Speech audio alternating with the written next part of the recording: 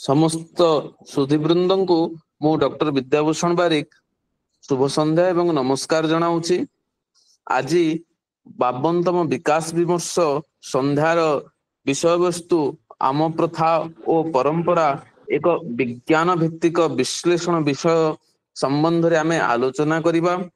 आजिर एही आलोचना कार्यक्रम पूर्वरु मु आज जो अतिथि मानक आम गहन रे पाइछु मु तांकर परिचय रखिया पई चाहूची। आजिर एही कार्यक्रम सभापतित्व करिवे माननीय चंद्रशेखर चंद्रकार महाशय। महाशय स्वामी विवेकानंद लोक संसद पश्चिम संभाग संपादक दायित्व अच्छी। आम समस्तंकर चिर परिचित मु माननीय चंद्रशेखर चंद्रकार महाशय को स्वागत करुछि रूप कार्यक्रम जहां को आम वक्ता भाव रे पाइछु श्री युक्त आशीष कुमार मिहिर महाशय। महाशय दायित्व सहकारी कृषि अधिकारी अच्छी। से आज विकास विमर्श कार्यक्रम आलोचक भाव योगदान करिथिबारु लोक संसद तरफ मु स्वागत एवं नमस्कार जनाऊछि। वर्तमान वैदिक मंत्र ओम सहना भवतु सहनो भुनक्तु सह वीर्यं करवावहे तेजस्विनावधीतमस्तु मा विद्विषावहे। ओम शांति शांति शांति। विवेकवाणी स्वामी विवेकानंद कहते धर्म आदौ बुद्धिर कसरत नुहे, धर्म प्रत्यक्ष अभिज्ञता। जदि ईश्वर को चिंता कर तेबे तुम्हें नितांत मूर्ख। जड़े अज्ञ साधक प्रार्थना और भक्ति द्वारा दार्शनिक मान को अतिक्रम करि पाए। ईश्वर को जानिबा पई कोनोसी दर्शन शास्त्र प्रयोजन हुए नहीं। स्वामी विवेकानंद आज यही कार्यक्रम उपस्थित थिबा समस्त महानुभाव मान को मु पुनराय स्वागत जनाऊछि एवं कार्यक्रम आरंभ पूर्व सम्यक सूचना देबा पई मु उचित मने करूछि। आज यही कार्यक्रम को रेकर्डिंग करा जाउछि। आमर कोनोसी प्रश्न पचारिबार थिले चैट बॉक्स को व्यवहार करिबा एवं आवश्यक स्थले अनम्यूट करी आमे कोनोसी सूचना प्रदान करिया पई बा प्रश्न पचारिया पई आमे साहाय्य नहीं परिबा। आज यही कार्यक्रम विषय वस्तु जहा होची आम प्रथा और परंपरा एक विज्ञान भित्तिक विश्लेषण। यही विषय रे जो महाशय आमको मार्गदर्शन करिवे से महाशयଙ୍କ ठाରୁ ଶୁଣିବା ପୂର୍ବରୁ ମୁଁ ସମ୍ୟକ ଭାବରେ ଗୋଟିଏ ପଦ କେବଳ କହିବା ପାଇଁ ଚାହୁଁଛି। 2-4 दिन ପୂର୍ବରୁ ଏକ ପ୍ରବନ୍ଧ ମୁଁ ପଢୁଥିଲି। ସେ ହେଉଛି ଆମ ଜୀବନ ଆମ जीव शरीर जैविक समय चक्र सिरकाडियन रिथिम जहाको कहा जाए। आमे पूर्व पुरुष अमलरू शुणुचु सूर्यास्त पूर्वरु सूर्यास्त परे भोजन करबा उचित नुहे, जहा आम शरीर पई क्षतिकारक एवं समयर विकास एहाको आमे एक अंधविश्वास भाव ग्रहण करूछु एवं बिजुलीर सहज उपलब्धता जो राति 10टा परे आमे डिनर करबा हमर एक वर्तमान प्रथा हे गलानी। किंतु वर्तमान 2017 मसीह रे 2 जन वैज्ञानिक एही सिरकाडियन रिदिम उपरे गवेषणा करी नोबेल पुरस्कार प्राप्त होइचंती, जहार अर्थ होउची आम शरीर जो जैविक समय चक्र होउची से सूर्यास्त परे आउ भोजन को ग्रहण करे नहीं। अर्थात सूर्यास्त परे आमे जहा ग्रहण करू ताहा खाद्य अनुपयोगी हुए। एही भली आमर प्रथारे अनेक परंपरा रही जहार वैज्ञानिक विश्लेषण वर्तमान आमे समस्ते पाउछु एवं ताकू आमे गौरव सहित व्यवहार करिवार समय आसी। एही भली एक समय उपयोगी एवं आम समस्तंकर पाई नितांत आवश्यक विषय वस्तु जहा आमर भारतीय संस्कृति वैदिक सनातन संस्कृति उपरे पर्यवेसित यही आलोचना चक्र को आग को नेबापी मु माननीय चंद्रशेखर चंद्रकार महाशय आज सभापति महाशय को अनुरोध करुछि। माननीय चंद्रशेखर चंद्रकार सर।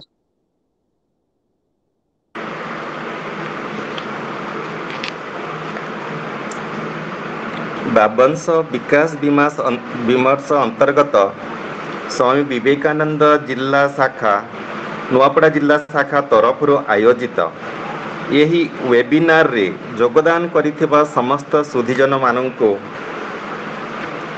मोर हार्दिक स्वागत और अभिनंदन तथा समस्त को मोर नमस्कार। बंधुगण, आमे जानू स्वामी विवेकानंद लोक संसद रो विचारधारा आनुकूल्य रे प्रत्येक जिला को गोटे गोटे दिन दायित्व दिया है वेबिनार ऑर्गेनाइज करिया पई। आम जिला तरफ 19 तारिख दिन आमे यही प्रकार वेबिनार बा विचार विमर्श आमे वेबिनार आयोजन करि थाउ।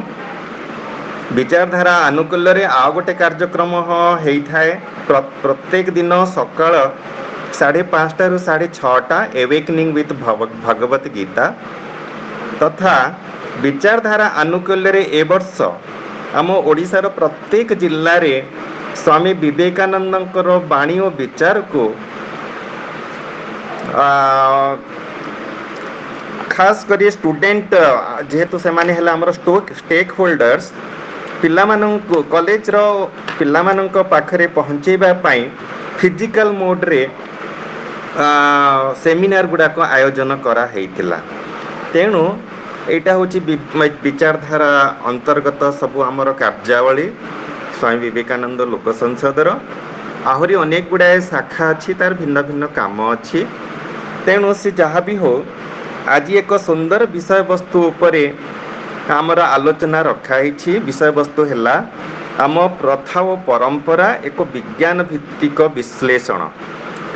आज यही विषय रे वक्तव्य रखिबा पई आम गहन रे अछंती श्रीमान आशीष कुमार मेहर महोदय। पदमपुर पाख भेउरिया ग्राम रे तांकर जन्म। 2014 मसीह से बीएससी एग्रीकल्चर पास कला परे ओमफेड रे चाकरी आरंभ करती। तापरे 2016 मसीह असिस्टेंट एग्रीकल्चर ऑफिसर हिसाब रे तांकर चाकरी आरंभ हुए। 2021 मसीह से वर्तमान नुआपड़ा रे स्थापित अछंती। से जने सरल निष्कपट मनीष, जने सुवक्ता, विज्ञानर रहस्य को चाषी मानू एते सुंदर भाव से बुझाती। खाली बुझाती नुहे से मानकु सहयोगर भी हाथ बढ़ाई थांती। तेणु आमे तांको आज वक्ता हिसाब रे पाइकी अत्यंत गर्वित। डॉक्टर विद्याभूषण बारिक महोदय एक सुंदर विषय वस्तु आज आमर जो विषय वस्तु अच्छी तार भित्तिभूमि उपरे गोटे सुंदर उदाहरण देकी समस्त दृष्टि आकर्षण करथिले जे आमर जो सिरकाडियम रे जो माने रिदम अच्छी सेटा आमर किपरि आज विपर्यस्त हो सारी। आमर खाद्य पेय चाली चलन सोइबा खाइबा पीवा सोइबा समय यही सब किपरि आमर साइंटिफिक थिला जोटा अनादि काल चली आउछि से विषय गोटे सुंदर उदाहरण टे देइतिले। भारतीय संस्कृति एक पुरातन संस्कृति किंतु वैज्ञानिक संस्कृति। भारतीय संस्कृति रे अनेक गुड़ाए प्रथा और परंपरा चली आछि जहार मूल रे विज्ञान लुचि रही तथा वैज्ञानिक दृष्टिकोण अच्छी। तेणु अनेक गुणे उदाहरण आमे पाई परिबा।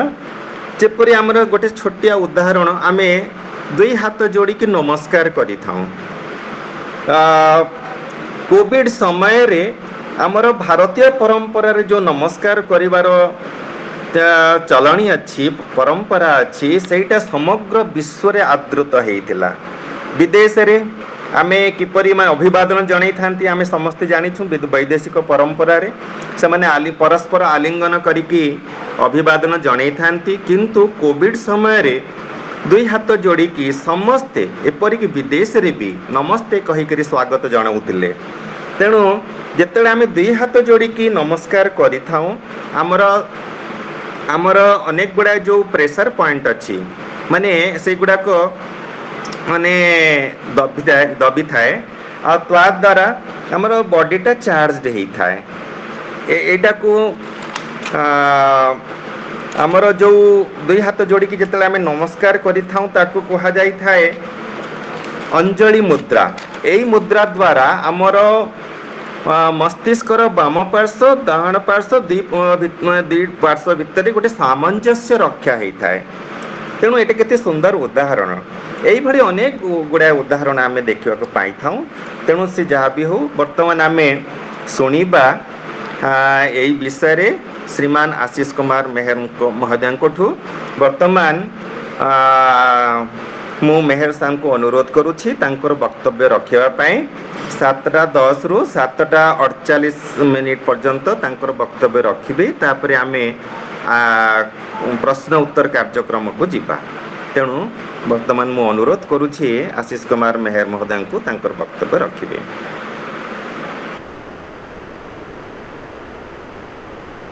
धन्यवाद चंद्रशेखर चंद्रकार सार। आज वेबिनार रे उपस्थित थिबा ओडिशार कोण अनुकोण विभिन्न जिल्लारू मध्य गुरुजन माने विवेकानंद स्वामी विवेकानंद लोक संसद विचारधारा शाखा नुआपड़ा जिला तरफ आजिकार आलोचना चक्र रे मोते सुजोग देथिबारु मु चंद्रशेखर चंद्रकार सार पाखे चिर नमस्य। तो आजिर विषय वस्तु बा शीर्षक रही आम प्रथा और परंपरा एक विज्ञान भित्तिक विश्लेषण। जदि आमे देखिबा आजिका दिन रे आमे भाबुछे जे धीरे धीरे आमे बहुत आग को जाउछु। आमर संस्कृति आमर कला को आमे किछिटा मात्रा रे हुए तो पासोरी जाइछु, किछिटा मात्रा रे आमे पछरे रखिकी आमे केवल विज्ञान को हाथ रे धरिकी मुंडरे भरिकी आमे आगो को जीवा चेष्टा करुछु। तो देखिबा जे आमे सतरे आमे आजिका डेट रे आजिका दिन रे आमे विज्ञान को हाथ रे रखिकी आमे आगो को ठीक रे जाउछु ना प्राचीन काल रे पुरातन काल रे आमर पूर्वपुरुष माने जो माने कि आज को 100 वर्ष 500 वर्ष 1000 वर्ष पूर्वरु सेई सबु जिनिस करि जाइथिले जोटा कि बहुत परे सेटा को विज्ञान आजि करिकी देखौछि। तो समस्त को मोर आउ थरे नमस्कार। मु भाबुछि आजि एठी जेतिकी जण भी उपस्थित अछंती शुणुछंती श्रोता बंधु अछंती समस्ते निश्चित भाव रे गोटे गोटे ज्ञानी पुरुष होइथिबे, ज्ञानी पुरुष बा ज्ञानी महिला मध्य थिबे। तो संस्कृत रे गोटे वाणी अछि स्वदेशे पूज्यते राजा विद्वान सर्वत्र पूज्यते। राजा को निज राज्य रे बा निज राजा निज देश रे पूजा करा जाए, किंतु विद्वान माने जो माने आजि एई वेबिनार शुणुछंती समस्ते गोटे गोटे विद्वान बोली मु भाबुछि। तो निजर जदि आमे ज्ञान को अन्य पाखरे बांटिबा निहाती भाव रे ज्ञान बढ़िबो। तो विद्वान को सबु जगह रे पूजा करा जाए। आपण माने भी जानी थिबे सुनी थिबे मध्य एटा किछि नुआ कथा मु कहिनी ता आगुरु कुहा जाइछि। तो आज मु आपणको किछिटा आम पूर्वपुरुषंकर गौरवमय इतिहास रो दुनिया को फेरे नेबा को चाहूछि, जोठी आमे माने जानी परिबा जे आमर पूर्वपुरुष माने केवल जड़े साधारण मनीष बा साधारण चाषी। आजिका डेट रे चाषी गोटे कहले साधारण लोकटे बोली लोक भाबुचंती, से माने गोटे गोटे साधारण लोक नथिले, से माने गोटे गोटे मु कहिबी बहुत बड़ बड़ वैज्ञानिक थिले बिफोर साइंस। माने विज्ञान आसीबा पूर्वरु मध्य से मानकु विज्ञान विषय रे जणा थिला। से माने आम अपेक्षा आजिर परिवेश को परिवेश जल माटी जलवायु को बहुत भल भाव में बुझीतिले। चाष बास हेउ किंबा खाद्यपेय हेउ एई सबु उपरे तांकर धारणा बा ज्ञान निहाती भाव में आजिका दिन रे जेतिकी आम पाखरे अछि आमठू बहुत शह शह गुणा अधिका रहितिला तांकर। कृषि एवं खाद्य रे आमर परंपरा पछरे जहा किछि भी लुचि रहितिबा विज्ञान अछि आज किछिटा आमे चेष्टा करिबा। मु किछिटा छोटिया प्रयास माध्यम रे चेष्टा करिबी। ସେ ସବୁ ଜିନିଷକୁ ଅନୁସନ୍ଧାନ କରିବା ପାଇଁ। ତ ପ୍ରଥମେ ଗୋଟେ ଆପଣ ମାନେ ଜାଣିଥିବେ ଯେ ନୂଆଖାଇ ହଉଛି ଗୋଟେ ପଶ୍ଚିମ ଓଡ଼ିଶାର ଗୋଟେ କୃଷି ଭିତ୍ତିକ ଗଣପର୍ବ। ମୁଁ କିଛିଟା ପର୍ବପର୍ବାଣୀ ଭିତରୁ ଗୋଟେ ଚୁଜ୍ କଲି ନୂଆଖାଇକୁ। ନୂଆଖାଇ ହଉଛି ଗୋଟେ ପଶ୍ଚିମ ଓଡ଼ିଶାର ଗୋଟେ ବହୁତ ବଡ଼ ଗଣପର୍ବ। ଏଇଟା ଗୋଟେ କୃଷି ଭିତ୍ତିକ ପର୍ବ। ଆପଣମାନେ ନିଶ୍ଚିତ ଭାବରେ ଜାଣିଛନ୍ତି ଯେ ପଶ୍ଚିମ ଓଡ଼ିଶାରେ ପ୍ରତ୍ୟେକ ଜିଲ୍ଲାରେ ପ୍ରତ୍ୟେକ ଗାଁରେ ଏହି ପର୍ବଟି ପାଳନ କରାଯାଇଥାଏ। ଆପଣମାନଙ୍କ ଭିତରୁ ପ୍ରାୟ ଉଣା ଅଧିକ ସମସ୍ତେ ବି ଜାଣିଥିବେ ଯେ ଏହାର ତିଥି କେଉଁ ତିଥିରେ ପାଳନ କରାଯାଏ। ତାର ତିଥି ହେଉଛି ଭାଦ୍ରବ ମାସ ଶୁକ୍ଳପକ୍ଷ ପଞ୍ଚମୀ ତିଥି।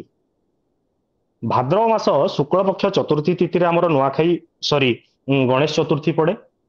ତା ପରଦିନ ଜଷ୍ଟ ପରଦିନ ଆମର ନୂଆଖାଇ ପର୍ବଟି ପାଳନ କରାଯାଏ। ଯଦି ଆମେ ନୂଆଖାଇ ପର୍ବ ପାଳନର ହିଷ୍ଟ୍ରିକୁ ଯିବା, ଇତିହାସକୁ ଯିବା, ବହୁତ ସମୟରେ ବିଭିନ୍ନ ଜାଗାରେ ବିଭିନ୍ନ ଲେଖା ଅଛି, ବିଭିନ୍ନ ଯାହା ଆମେ ଜାଣିବାକୁ ପାଉଛୁ। କିନ୍ତୁ ମୁଁ ଯାହା ଏଇ ଲୋକମାନଙ୍କ ସହିତ ମୋର ଚାକିରି କାଳ ଭିତରେ କିଛିଟା ପୁରୁଣା ଲୋକମାନଙ୍କ ସହିତ ମିଶିଛି, ଯାହାଙ୍କ ସହିତ ମାନେ ଚାଷୀମାନଙ୍କ ସହିତ ଆଲୋଚନା କରିଛି, ସେଇଥିରୁ ଯାହା ସମ୍ୟକ ଧାରଣା ମୋର, ମୁଁ ତାରି ଉପରେ କିଛିଟା କହିବି ଆଜି। ଯେ ନୂଆଖାଇକୁ ଆମର କୁହାଯାଏ ଅମଳର ପର୍ବ। ଯେମିତି ଆମର ପର୍ବପର୍ବାଣୀ ହେଉଛି ମୁଖ୍ୟତଃ କୃଷି ଭିତ୍ତିକ ଗୁଡ଼ାଏ ପର୍ବପର୍ବାଣୀ ଅଛି। ଯେମିତି ଅକ୍ଷୟ ତୃତୀୟାରେ ଆମର ଜମିରେ ପ୍ରଥମ ଥର ପାଇଁ ହଳ କରାଯାଏ, କିଛିଟା ବିହନ ବୁଣାଯାଏ। ଠିକ୍ ସେମିତିଆ ଅମଳର ପର୍ବ ହେଉଛି ନୂଆଖାଇ। ନୂଆଖାଇକୁ ଯଦି ଅମଳର ପର୍ବ ଦିଆଗଲା ଆଖ୍ୟା, ତେବେ ଆପଣମାନେ କହିପାରିବେ କି ଭାଦ୍ରବ ମାସ ପଞ୍ଚମୀ ତିଥିରେ କେଉଁ ଫସଲ ଅମଳ ହେଇଥାଏ, ଯାହାକୁ କି ଆମେ ଆମର ଇଷ୍ଟ ଦେବୀ ମା ସମଲେଶ୍ୱରୀଙ୍କ ପାଖରେ ଭୋଗ ଲଗେଇକି ଅନ୍ନ ଲଗେଇକି ଆମେ ଆମର ନବାନ୍ନ ବା ନୂଆ ଅନ୍ନ ଆମେ ଖାଇଥାଉ। ପ୍ରଥମେ ଭୋଗ ଲଗାଯାଏ, ତାପରେ ଆମେ ସମସ୍ତେ ସେଇଟାକୁ ଖାଇଥାଉ। ଆପଣମାନଙ୍କର ଧାରଣା ଅଛି? କେହି ବି ଯଦି ବିଦ୍ୱାନ ବ୍ୟକ୍ତି ଅଛନ୍ତି କିଛି ଉତ୍ତର ଦେଇପାରିବେ। ମୁଁ ଚାହୁଁଛି ଆଲୋଚନା ଯେହେତୁ ଅଛି ଆଜିର ଇଏଟା, ଖାଲି ମୋର ୱାନ୍ ୱେ ନ ହେଇକି ସମସ୍ତଙ୍କର କିଛିଟା ଯଦି ସହଯୋଗିତା ସହଭାଗିତା ରହିବ, ତାହେଲେ ନିଶ୍ଚିତ ଭାବରେ ମୁଁ ବି ଖୁସି ହେବି। ନମସ୍କାର, ସରିଆ ଧାନ। ଆଜ୍ଞା, ସଢିଆ ଧାନ କହିଲେ ଆଜ୍ଞା। ତ ଦେଖନ୍ତୁ, ଯଦି ଆମେ ଦେଖିବା ଆଗରୁ ପ୍ରାୟ ଜାଗାରେ ଉଚ୍ଚ ଜମି କିମ୍ବା ମଧ୍ୟମ ଜମିରେ ଆମର ପୂର୍ବପୁରୁଷ ମାନେ ଚାଷ କରୁଥିଲେ ଗୋଟେ ଫସଲ, ତାର ନାଁ ହଉଛି ଗୁର୍ଜି। କୋଉମାନେ ଶୁଣିଛନ୍ତି? ସୁଆଁ କହୁଛନ୍ତି ଗୁର୍ଜି, ତାକୁ ଇଂରାଜୀରେ କୁହାଯାଉଛି ଲିଟିଲ ମିଲେଟ। ପୁଷ୍ଟି ଶସ୍ୟ ଗୁର୍ଜି ବା ସୁଆଁ, ତାକୁ ଇଂଲିଶରେ କୁହାଯାଉଛି ଲିଟିଲ ମିଲେଟ। ଲିଟିଲ ମିଲେଟ ବା ଗୁର୍ଜିର ଅମଳର ସମୟ ହେଉଛି, ପ୍ରକୃଷ୍ଟ ସମୟ ହେଉଛି ସେଇ ଅଗଷ୍ଟ ବା ସେପ୍ଟେମ୍ବର ମାସ, ଯୋଉଟା ମୁଁ କହିଲି ଭାଦ୍ରବ ମାସରେ ସେ ଅମଳ ଉପଯୋଗୀ ହେଇଯାଇଥାଏ। ଏବଂ ସେଇ ସମୟରେ ଅମଳ ହେଇସାରିଥାଏ। ଏବଂ ତାକୁ ଯଦି ଆଜିକା ସମୟରେ ଆମେ, କେହି ଯଦି ବୟୋଜ୍ୟେଷ୍ଠ ବ୍ୟକ୍ତି ଅଛନ୍ତି, ତାଙ୍କୁ ହୁଏତ 60 ବର୍ଷ ବୟସ ପାର ହେଇଥାଇପାରେ, ସେମାନେ ମଧ୍ୟ ଜାଣିଥିବେ, କିମ୍ବା ତାଙ୍କର ବାପା, ତାଙ୍କର ଜେଜେ ବାପାଙ୍କୁ ଯଦି ପଚାରିବେ, ଜଣା ପଡିବ ନିହାତି ଭାବରେ ଯେ ଆପଣମାନେ ଆଗରୁ ନୂଆଖାଇ ପର୍ବଟି ପାଳନ କରୁଥିଲେ କୋଉ ଫସଲର ଇଏକୁ ନେଇକି, ନୂଆ ଚୁଡା ବା ନବାନ୍ନ ପ୍ରସ୍ତୁତ ହଉଥିଲା। ଆମେ ଯୋଉଟାକୁ ନୂଆ ଚୁଡା ବା ନୂଆ ଅନ୍ନ ନବାନ୍ନ କହୁଛୁ, ସେଇ ଜିନିଷ ସେତେବେଳେ ହାର୍ଭେଷ୍ଟ ବା ଅମଳ ହେଇଥିବା ଦରକାର। ଯଦି ଅମଳ ହେଇଛି, ତାହେଲେ ଆମେ ତାକୁ ପୂଜା କରିବା ପାଇଁ ସେଟା ନୂଆଖାଇର ପର୍ବ ଥିଲା। ତ ଆମର ପୂର୍ବପୁରୁଷ ଗୋଟେ ଗୋଟେ ବୈଜ୍ଞାନିକ ଥିଲେ। କାହିଁକି କହିଲି? ତାକୁ ରିଲେଟ କରିବା ଆମେ ଏବେ। ସେତେବେଳେ ଗୁର୍ଜି ସେମାନେ ଆଣିକି, ଗୁର୍ଜି ଅମଳ କରିସାରିଲା ପରେ ଆଣିକି ଘରେ ତାକୁ ଚୁନା କରିକି, ଚୁଡା କରିକି, ତା ସହିତ ଗୁଡ ନଡିଆ ମିଶେଇକି ତାକୁ ନବାନ୍ନ କରିକି କରାହଉଥିଲା। ମାଙ୍କ ପାଖରେ ଭୋଗ ଲାଗୁଥିଲା ଏବଂ ସେଇଟାକୁ ନବାନ୍ନ ଭାବରେ ଭକ୍ଷଣ କରାଯାଉଥିଲା। ନୂଆଖାଇ ଏମିତି ପାଳନ ହଉଥିଲା। ତା ସହିତ ବିଭିନ୍ନ ଅଲଗା ବି ଯୋଉଟା ଅଛି ନୂଆଖାଇର, ମୁଁ ସେଇ ଉପରକୁ ଯାଉନି। ତ ସେଇ ସମୟରେ ଅମଳ ହେଉଥିଲା ଗୁର୍ଜି ବୋଲିକି ଅମଳର ପର୍ବ ହେଇଗଲା ନୂଆଖାଇ ଏବଂ ନୂଆଖାଇକୁ ପାଳନ କରୁଥିଲେ। ସେଇ ଫସଲ କରିବାର ବି କାରଣ ଥିଲା। ସେଇ ଫସଲ କରୁଥିଲେ ଉଚ୍ଚ ଜମିରେ, ମଧ୍ୟମ ଜମିରେ, ଯୋଉଟା ମାଳ ଜମି, ବେର୍ନା କିସମ କିମ୍ବା ଆଟ ଜମି ଯୋଉଟା କହୁଛେ ଆମେ। ଏଇ କିସମ ଜମି ମାନଙ୍କରେ ସେମାନେ ଧାନ ଚାଷ ବା ଛୋଟ ଧାନ ଯୋଉଟା ସଢିଆ ଧାନ କହିଲେ, ସେଇ ଧାନ ସେତିକିଟା ମାତ୍ରାରେ ହଉନଥିଲା।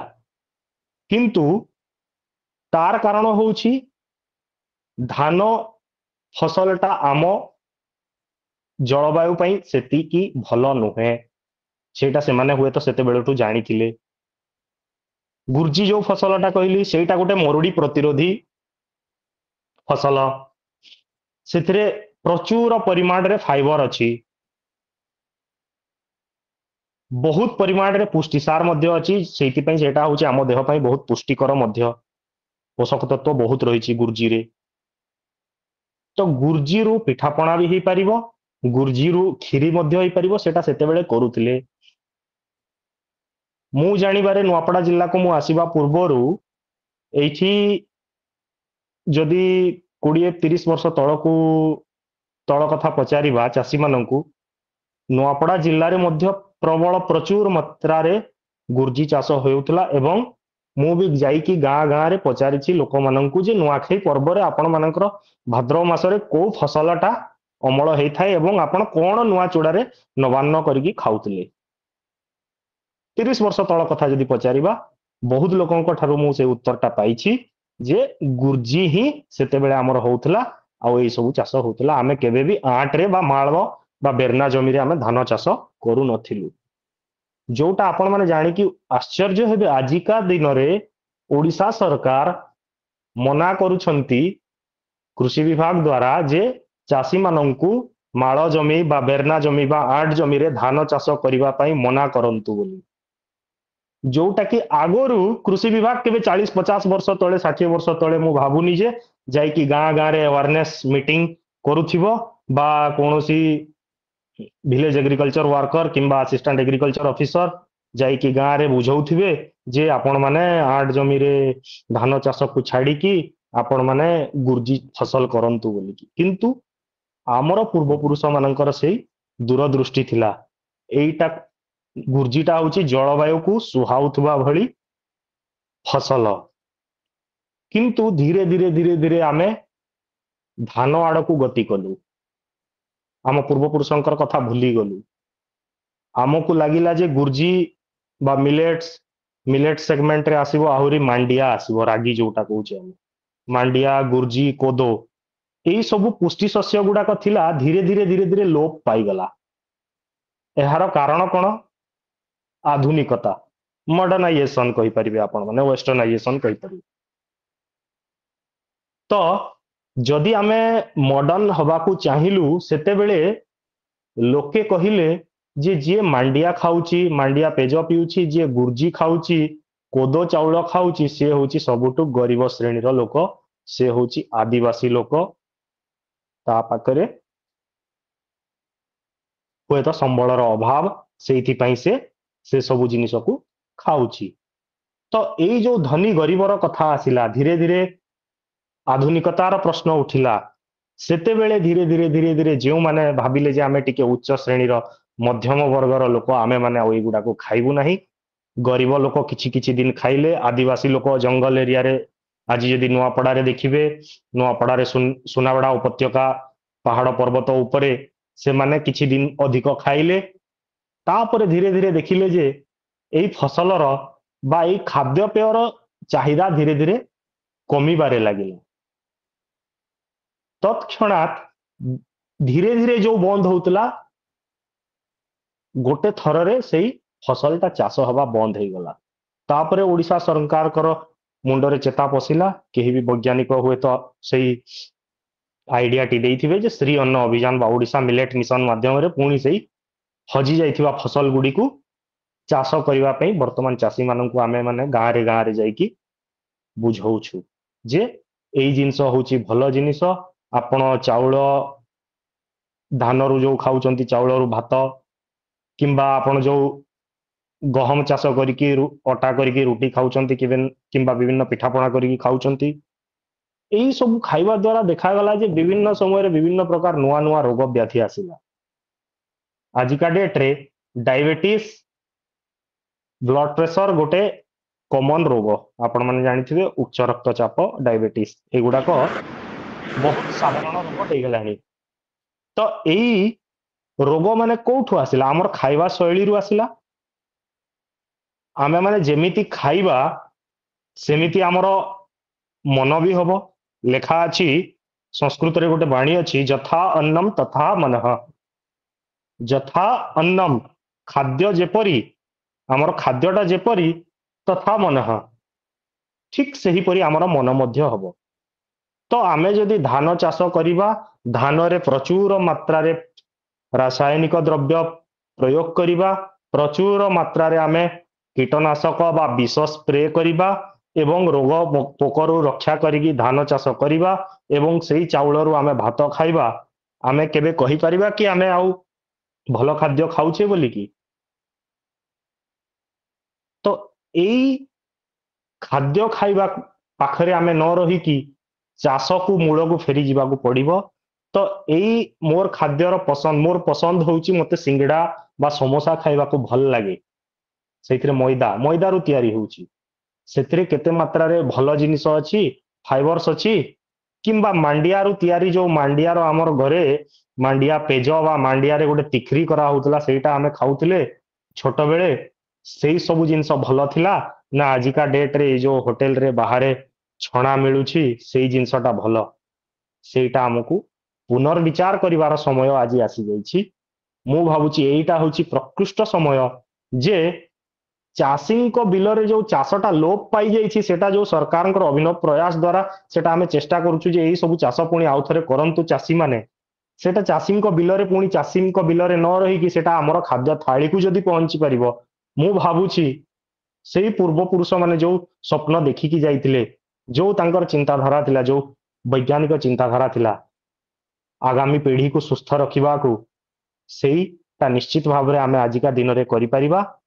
ତ ଯେହେତୁ ଗୁର୍ଜି, ମାଣ୍ଡିଆ, କୋଦୋ ଏଇ ସବୁ ଯେତିକି ଜିନିଷ କହିଲି ମୁଁ, କ୍ଷୁଦ୍ର ଶସ୍ୟ ବା ପୁଷ୍ଟି ଶସ୍ୟ ବା ମିଲେଟ୍ସ, ଏଇ ସବୁ ଚାଷରେ ଆଜିକା ଦିନରେ ମଧ୍ୟ ବିନା ରାସାୟନିକ ପ୍ରୟୋଗରେ କେବଳ ଜୈବିକ ପଦାର୍ଥ, ଜୈବିକ ଖତ, ଗୋବର, କମ୍ପୋଷ୍ଟ, ଜୀବାମୃତ, ହାଣ୍ଡି ଖତ ପ୍ରୟୋଗ କରିକି ମଧ୍ୟ ଆମେ ଏଇ ଚାଷଟି କରିପାରିବା ଏବଂ ଚାଷୀମାନେ ଚାଷ କରୁଛନ୍ତି ମଧ୍ୟ।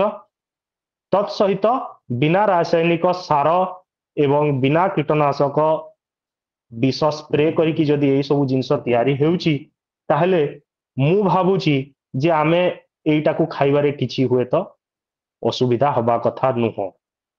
ଯଦି ଆମର ପୂର୍ବପୁରୁଷ ମାନେ ସେଇ ସବୁ ଜିନିଷ ଖାଇକି ମାଣ୍ଡିଆ ପେଜ ପିଇକି ଜଣେ ଯଦି ଆଜି ପର୍ଯ୍ୟନ୍ତ 90, 91, 95 ବର୍ଷ ବୟସ୍କ ପର୍ଯ୍ୟନ୍ତ ବଞ୍ଚି ପାରୁଛନ୍ତି, ଆଜିକା ଦିନର ପିଲାମାନଙ୍କୁ ଦେଖନ୍ତୁ ବା ଆମର ଜଷ୍ଟ ଉପର ଜେନେରେସନକୁ ଦେଖନ୍ତୁ, ଆପଣମାନେ କହିପାରିବେ ଯେ ଆଜିକା ଦିନରେ କେତେ ପ୍ରକାର, କେଉଁ ପ୍ରକାର ରୋଗ ହେଉଛି।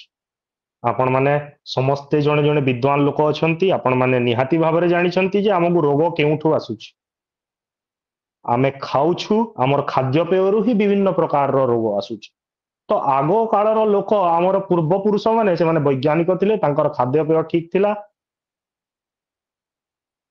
ଯୋଉଟା କି ଚନ୍ଦ୍ରଶେଖର ସାର୍ ଆଉ ଡକ୍ଟର ସାର୍ ମଧ୍ୟ କହୁଥିଲେ, ବାରିକ ସାର୍ ଆଗରୁ, କି ଖାଇବାର ସମୟ ଉପରେ ଅଲରେଡି ରିସର୍ଚ୍ଚ କରିକି 2ଟା ସାଇଣ୍ଟିଷ୍ଟ ନୋବେଲ ପ୍ରାଇଜ ପାଇସାରିଛନ୍ତି। ତ ସେଇ ସମୟ, ସେଇ ଜିନିଷ ଆଗରୁ ଆମର ପୂର୍ବପୁରୁଷ ମାନେ ଆଗରୁ କରି ଆସୁଥିଲେ, ସେମାନେ ଅଲରେଡି ସେଇ ସବୁ ଉପରେ କରୁଥିଲେ। ତ ତାରି ଉପରେ ମଧ୍ୟ ଆମେ ଚର୍ଚ୍ଚା କରିବା। ଇଏ ଗୋଟେ ଥିଲା ନୂଆଖାଇ ଉପରେ ମୋର ଛୋଟ ଗୋଟେ ଚାଷୀଙ୍କ ପାଖରୁ ଗବେଷଣାରୁ ମୁଁ ଯାହା ମାନେ ଯାହା ମୁଁ ଏକ୍ସପିରିଏନ୍ସ କରିଥିଲି, ସେଇଟାକୁ ଆପଣଙ୍କ ପାଖରେ ମୁଁ ସେୟାର କଲି। ଦ୍ୱିତୀୟ ଆସିବା କୃଷିରେ ଗୋଟେ ମାତା ର ବ୍ୟବହାର ଅଛି। ଦେଖନ୍ତୁ ଆମର ପୂର୍ବପୁରୁଷ ମାନେ କେତେ ଚାଲାକ ଥିଲେ, କେତେ ବଡ ବଡ ବୈଜ୍ଞାନିକ ଥିଲେ। ସେମାନେ ଦୁଇଟା ମାତା ବନେଇ ଦେଇକି ଯାଇଛନ୍ତି, ଆମ ପାଇଁ ମା ଦିଟା ବନେଇକି ଯାଇଛନ୍ତି। ଗୋଟେ ହଉଛି ମାଟି, ମୃତ୍ତିକା। ମାଟିକୁ ଆମେ ମା ବୋଲି ଡାକୁଛୁ।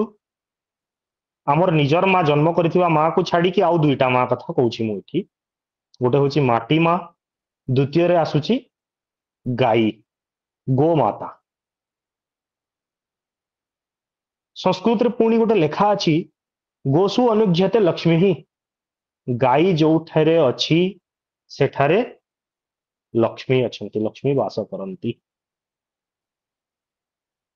ଆଗର ଲୋକ, ଆଗ କାଳରେ ଆମର ପୂର୍ବପୁରୁଷ ମାନେ, ଆପଣ ମାନଙ୍କ ମଧ୍ୟରୁ କେହି କହିପାରିବେ କି ଯେ କେବଳ ଗାଈକୁ ରଖା ହଉଥିଲା ଘରେ କେବଳ କ୍ଷୀର ପାଇବା ପାଇଁ? ଗାଈର କେବଳ କ୍ଷୀର ଉପଯୋଗରେ ଆସେ ନା ତାର ଗୋବର ମୂତ୍ର ସବୁ ଜିନିଷ ଉପଯୋଗରେ ଆସେ?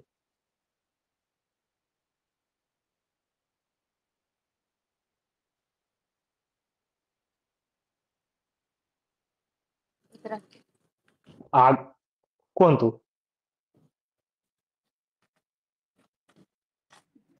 ହଁ ସାର୍, ଗୋବର ମୂତ୍ର ସବୁ ଜିନିଷ ଉପଯୋଗରେ ଆସେ। ଧନ୍ୟବାଦ। ତ ଗାଈର ଯଦି ଗୋବର, କ୍ଷୀର ସହିତ ଗୋବର ମୂତ୍ର ସବୁ ଜିନିଷ ଆମର ଉପଯୋଗରେ ଆସୁଛି, ଆମର ପୂର୍ବପୁରୁଷ ବହୁତ ଚାଲାକ ଥିଲେ। ସେମାନେ ଆମକୁ ବିଜ୍ଞାନଟା ପଢେଇଲେ ନାହିଁ, ଆମକୁ ବିଜ୍ଞାନ ବତେଇଲେ ନାହିଁ। ବିଜ୍ଞାନ କହିବ ଯେ ନାଇଁ, ଗାଈ ପାଖରେ, ଗାଈର ଦେହରେ 18 ପ୍ରକାରର ନ୍ୟୁଟ୍ରିଏଣ୍ଟସ୍ ଅଛି, ପୋଷକ ତତ୍ଵ ଅଛି ବୋଲିକି ସେମାନେ ଆମକୁ ଜଣେଇଲେ ନାହିଁ।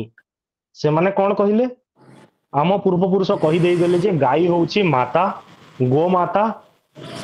ଗାଈକୁ ପୂଜା କରିବ, ଗାଈକୁ ନୂଆଖାଇ ସମୟରେ ପୂଜା କରିବ।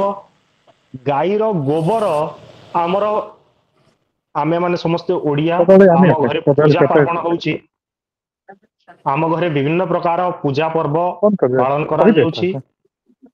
ତ ସେଇ ପୂଜା ପର୍ବଣରେ, ଯଜ୍ଞ ବିଧିରେ ବିନା ଗୋବରରେ କୌଣସିଠି ମଧ୍ୟ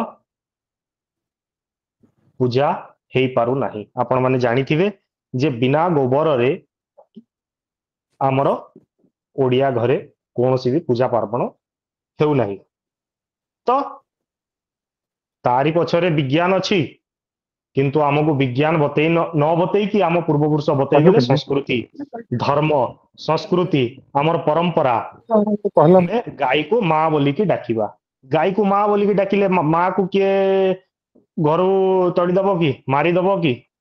କିନ୍ତୁ ଯଦି ବତେଇ ଦିଆଯାଇଥାନ୍ତା ଯେ ଆପଣଙ୍କର ଗାଈରେ ଏତେ ସବୁ ଜିନିଷ ଅଛି, ସବୁ ପ୍ରକାର ପୋଷକ ତତ୍ଵ ଅଛି, ମୁଁ ଭାବୁଛି ମଣିଷ ଆମେ ଏତେ ବର୍ତ୍ତମାନ ନିଷ୍ଠୁର ହେଇଯାଇଛୁ ଯେ ଆଜିକା ଡେଟରେ, ଆଜିକା ଦିନରେ ଯେମିତି ଛେଳି କୁକୁଡା କଟା ହେଇକି ଖିଆ ହଉଛି, ମୁଁ ଭାବୁଛି, ମୋର ଚିନ୍ତାଧାରାକୁ ଆପଣ ମାନେ ହୁଏତ ଅସମ୍ମାନ ଜଣେଇ ପାରନ୍ତି, କିନ୍ତୁ ମୁଁ ଭାବୁଛି ଯେ ମଣିଷ ଗାଈ ପାଖରେ ଯଦି ଏତିକି ପୋଷକ ତତ୍ଵ ଅଛି, ଏତିକି ନ୍ୟୁଟ୍ରିଏଣ୍ଟସ୍ ମିଳିଯିବ, ଏତିକି ପ୍ରକାରର ଭିଟାମିନ୍ ମିଳିଯିବ, ମୋ ବାପା କହୁଥିଲେ ବା ମୋ ଜେଜେ ବାପା କହୁଥିଲେ, ତାହେଲେ ମୁଁ ଗାଈକୁ ବି ମାରିକି କାଟିକି ଖାଇବି। ଏଇ ପ୍ରକାର ଚିନ୍ତାଧାରା ଆସି ଯାଇଥାନ୍ତା ଆଉ ଆଜିକା ହୁଏତ ଗାଈ ସଂଖ୍ୟା ସେତିକି ପରିମାଣରେ ନଥାନ୍ତା। ଆପଣ ମାନେ ଜାଣିକି ଆଶ୍ଚର୍ଯ୍ୟ ହେବେ, ମୁଁ ଯୋଉ ଗାଈ କଥା କହୁଛି ସିଏ ହଉଛି କେବଳ ଭାରତୀୟ ବା ଦେଶୀ ପ୍ରଜାତିର ଗାଈଙ୍କ କଥା କହୁଛି। କିନ୍ତୁ ଆଜିକା ଡେଟରେ ହାଇବ୍ରିଡ ଯୁଗ ହେଇଗଲାଣି, ବର୍ତ୍ତମାନ ଆଧୁନିକ ଯୁଗରେ ବର୍ତ୍ତମାନ କ୍ରସ୍ ବ୍ରିଡ୍ ଆସିଗଲାଣି। ଯୋଉ ଗାଈକୁ ଭଗବାନ ସୃଷ୍ଟି କରୁଥିଲେ ତାର ମାଧ୍ୟମ ଅଲଗା ଥିଲା, ବର୍ତ୍ତମାନ ଯୋଉ କ୍ରସ୍ ବ୍ରିଡ୍ ଗାଈ ଜନ୍ମ ନେଉଛନ୍ତି ତାର ପ୍ରୋସିଜ୍યોର ଅଲଗା ହେଲାଣି। ତ ସେଇ ଯୋଉ ଗାଈର କ୍ଷୀର ବା ସେଇ ଯୋଉ ଗାଈ କେବଳ କ୍ଷୀର ଉତ୍ପାଦନକାରୀ ଯନ୍ତ୍ର ଭାବରେ ବର୍ତ୍ତମାନ ବ୍ୟବହାର ହେଉଛି ଓ ଆଧୁନିକ ଯୁଗର ମଣିଷ କେବଳ ଗାଈଠୁ କ୍ଷୀର ଆଶାରେ ବର୍ତ୍ତମାନ ଆମେ ରହିଲେଣି। ଆମର ପୂର୍ବପୁରୁଷ ମାନେ କ୍ଷୀର ଅପେକ୍ଷା ଗୋବର ଏବଂ ଗୋମୂତ୍ରକୁ ଅଧିକ ମୂଲ୍ୟ ଦେଇଥିଲେ। କାରଣ କଣ ଜାଣିଛନ୍ତି? ସେମାନେ ଜାଣିଥିଲେ ଯେ ଏଇଟା ହିଁ ଆମର ଭବିଷ୍ୟତ ପାଇଁ ଗୋଟେ ବହୁତ ବଡ ଆମ ପାଇଁ ଅସ୍ତ୍ର ହେଇପାରିବ। ଗାଈର ଗୋବର ବିନା ମାଟିକୁ ଆପଣ ଉର୍ବର କରିପାରିବେ ନାହିଁ। ଗାଈର ଗୋବରରେ ଯେତିକି ଆମକୁ ଅର୍ଗାନିକ କାର୍ବନ ମିଳୁଛି ମାଟିକୁ, ସେତିକି ଆମେ ଅଲଗା କୋଉ ଜାଗାରୁ ପାଇପାରିବାନି। ହୁଏତ ତାକୁ ତା ପାଇଁ ଆମକୁ ରାସାୟନିକ ପଦାର୍ଥ ବ୍ୟବହାର କରିବାକୁ ପଡୁଛି। ତ ଆଗ କାଳରେ ଚାଷ କରିବା ପାଇଁ ଯେତେବେଳେ ବି ଯାଉଥିଲେ, ଆପଣମାନେ ଜାଣିଥିବେ, ଆପଣମାନଙ୍କର ବାପାଙ୍କ ସମୟରେ ହଉ, ଆପଣଙ୍କର ଜେଜେବାପାଙ୍କ ସମୟରେ ହଉ, ଗାଁରେ ଗୋଟେ ଗୋଟେ ଶଗଡ଼ ଗାଡି ଥିଲା, ସେଇଥିରେ ଗୋଟେ ଗୋଟେ ଗାଁ ପଛରେ ଗୋଟେ ଗୋଟେ ଖତ ପାଇଁ ଗୋଟେ ଗୋଟେ ଗାଡ ଥିଲା, ସେଇଥିରେ ଖତ ଗାଡ କରିକିରି ପକଉଥିଲେ, ଗୋବର ନେଇକି ପକଉଥିଲେ। ଗୋବର ରହିଲା ପରେ ସେଟାକୁ ସଢେଇକି ଗୋବର ଖତ ପ୍ରସ୍ତୁତ ହଉଥିଲା, ସେଇଟାକୁ ନେଇକି ଜମିରେ ବିଲରେ ପକା ହଉଥିଲା, ଚାଷ କରା ହଉଥିଲା, ଖରାଟିଆ ହଳ କରା ହଉଥିଲା, ସବୁ ସାଇଣ୍ଟିଫିକ ଥିଲା। ଆଗ ଲୋକଙ୍କୁ କେହି ବି ଏଗ୍ରିକଲଚର ଅଫିସର ଯାଇକି ଗାଁରେ ଯାଇକି ବୁଝେଇକି କହିନାହାନ୍ତି ଯେ ବୈଶାଖ ଜ୍ୟେଷ୍ଠ ମାସର ଟାଣ ଖରାରେ, ଖରା ଦିନରେ ଜମିରେ ଖରାଟିଆ ହଳ କରିବ। ତାକୁ ଇଂଲିଶରେ ଆଜିକା ଟର୍ମ କହିଦେଲେଣି ସମର ପ୍ଲାୱିଂ କରିବ ବୋଲିକି ଆମେ ଯାଇକି ଚାଷୀଙ୍କୁ ବୁଝଉଛୁ ତାଙ୍କ ଜମିରେ ଯାଇକି। ବର୍ତ୍ତମାନ ଯେତେବେଳେ ଆମେ ଯାଇକି ଚାଷୀଙ୍କ ଜମିରେ, ଚାଷୀଙ୍କ ଫିଲ୍ଡରେ ଯାଇକି, ଚାଷୀଙ୍କ ଗାଁରେ ଯାଇକି ଚାଷୀଙ୍କ ସହିତ ଡିସ୍କସ କରୁଛୁ ଯେ ଖରା ଦିନରେ ବୈଶାଖ ମାସର ଟାଣ ଖରାରେ, ଜ୍ୟେଷ୍ଠ ମାସର ଟାଣ ଖରାରେ ଆପଣ ଟିକେ ଜମିକୁ ଲଙ୍ଗଳ କରିବେ, ହଳ କରିବେ, ଚାଷୀ ମାନେ ତୁରନ୍ତ ଗୋଟେ ଉତ୍ତର ଦେଉଛନ୍ତି ଯେ ଆଜ୍ଞା ହଳ କେମିତି କରିବୁ, ବର୍ଷା ନାହିଁ ପରା। ପୁଣି ସେଇ ଜିନିଷକୁ ଆମେ ଫେରି ଆସିବା। ବର୍ଷା କାହିଁକି ନାହିଁ? ଆଜିକା ଡେଟରେ, ଆଜିକା ଦିନରେ ଜଳବାୟୁ ପରିବର୍ତ୍ତନ ଦେଖାଦେଇଛି। ଜଳବାୟୁ ପରିବର୍ତ୍ତନ ଉପରେ କେତେ ବଡ ବଡ ସେମିନାର, ୱେବିନାର, ଏମିତି ଆମଠୁ ଆହୁରି କେତେ ବଡ ବଡ ଜ୍ଞାନୀ ବିଦ୍ୱାନ ବ୍ୟକ୍ତିମାନେ ରିସର୍ଚ୍ଚ କରୁଛନ୍ତି। କିନ୍ତୁ ଆଜି ପର୍ଯ୍ୟନ୍ତ ସେଇ ଜିନିଷ ଯୋଉଟା ତଳ ଲେଭେଲରୁ ଆମେ ମାନେ ସମସ୍ତେ ଚେଞ୍ଜ କରିପାରିବା, ସେଇ ଜିନିଷ ଆଜି ପର୍ଯ୍ୟନ୍ତ କେହି ଭାବି ନାହାନ୍ତି। ଉପର ଲେଭେଲରେ ରିସର୍ଚ୍ଚ ରହୁଛି, ତଳ ଲେଭେଲ ପର୍ଯ୍ୟନ୍ତ ସେଇ ଜିନିଷଟା ଆସିପାରୁନି ଯେ ଆମେ କଣଟା କଲେ ଆମେ ସେଇ ଜିନିଷଟାକୁ ଧୀରେ ଧୀରେ ପରିବର୍ତ୍ତନ ପୁଣି ସେଇ ପୁରାତନ ଯୁଗକୁ ବା ଆମର ପୂର୍ବପୁରୁଷ ଯୋଉ ଜିନିଷ ଛାଡି ଦେଇକି ଯାଇଥିଲେ ସେଇଟାକୁ ଆମେ କଣ୍ଟିନ୍ୟୁ କରିପାରିବା। ତ ଗାଈର ଗୋବର ଯଦି ରାସାୟନିକ ସାର ଅପେକ୍ଷା ମାଟିର ଉର୍ବରତାକୁ ବଜାୟ ରଖିପାରୁଛି, ତ ଆମେ କାହିଁକି ସେଇ କ୍ୟାନ୍ସର ରୋଗ ହଉଛି ଆଜିକା ଡେଟରେ ଆପଣ ମାନେ ବିଭିନ୍ନ ପ୍ରକାର ପେଷ୍ଟିସାଇଡ, ହର୍ବିସାଇଡ ସ୍ପ୍ରେ କରିବା ଦ୍ୱାରା, ତ ସେଇ ଜିନିଷକୁ ଆମେ ବନ୍ଦ କରିକି କାହିଁକି ଆମେ ଗାଈର ଗୋବରକୁ ଆମେ ନ ଆପଣେଇବା। ଦ୍ୱିତୀୟ କଥା, ଗୋମୂତ୍ର ଏହା ମଧ୍ୟ ଗୋଟେ ପ୍ରାକୃତିକ କୀଟନାଶକ। ଆଗରୁ ଦେଶୀ ଗାଈ କଥା ଯୋଉ ମୁଁ କହୁଛି, ଦେଶୀ ମାନେ ଆପଣ ଖାଲି ଭାବନ୍ତୁନି ଯେ ସେ ଯୋଉ ଆମ ପଟେ ଦେଖାଯାଏ ଯାହାର ଇଏ ଥାଏ, ଆମର ହମ୍ସ କୁମ୍ଭ ଥାଏ, ଗିର୍ ଅଛି, ସାହିୱାଲ ଅଛି, ରେଡ ସିନ୍ଧି ଅଛି, ଯୋଉଟା କି ହରିୟାଣା, ଗୁଜରାତ, ପଞ୍ଜାବରେ ସେଇଟା ବି ଦେଶୀ ଗାଈ। ଆମର ଭାରତୀୟ ବ୍ରିଡ ଯୋଉଟା, ସେଗୁଡାକ ଆମର ଦେଶୀ ଗାଈ। ତ ସେଇ ଦେଶୀ ଗାଈ ର କ୍ଷୀରର କ୍ୱାଲିଟି ଅଲଗା, A2 କ୍ଷୀର ଯୋଉଟା କହୁଛେ ଆମେ, A2 ମିଲ୍କ ଆସେ। କିନ୍ତୁ ବିଦେଶୀ ବର୍ତ୍ତମାନ ଯୋଉ cross breed jersey, Holstein ଫ୍ରିଜିଆନ, HF ଯୋଉଟା କହୁଛନ୍ତି, ସେଇ ଗାଈର କ୍ଷୀର A1 କ୍ଷୀର, ଯୋଉଟା କି ସ୍ୱାସ୍ଥ୍ୟ ପାଇଁ ସେତିକି ହିତକାରକ ନୁହଁ, ଯୋଉଟା ଆଜିକା ଡେଟରେ ଆମେ କ୍ଷୀର ପିଉଛୁ। ଆଜିକା ଡେଟରେ ଯଦି କ୍ରସ ବ୍ରିଡର କିମ୍ବା ହୋଲଷ୍ଟିନ୍ ଫ୍ରିଜିଆନ ଗାଈର କ୍ଷୀର ଆପଣ ମାନେ ପିଉଛନ୍ତି, A1 କ୍ଷୀର, ସେଇ କ୍ଷୀରଠୁ ବହୁ ଗୁଣ ଅଧିକା ସ୍ୱାସ୍ଥ୍ୟକର ହଉଛି A2 କ୍ଷୀର, ଯୋଉଟା ଦେଶୀ ଗାଈ ଦିଏ। ଦେଶୀ ଗାଈର ଗୋବର ହଉଛି ପ୍ରକୃତ ଗୋବର, ଯୋଉଟା ଖତ ପାଇଁ ବ୍ୟବହାର ହେଇପାରିବ, ଯୋଉଟା ଆମେ ଯଜ୍ଞ ପୂଜା ବିଧିରେ ଆମେ ଲଗେଇ ପାରିବା।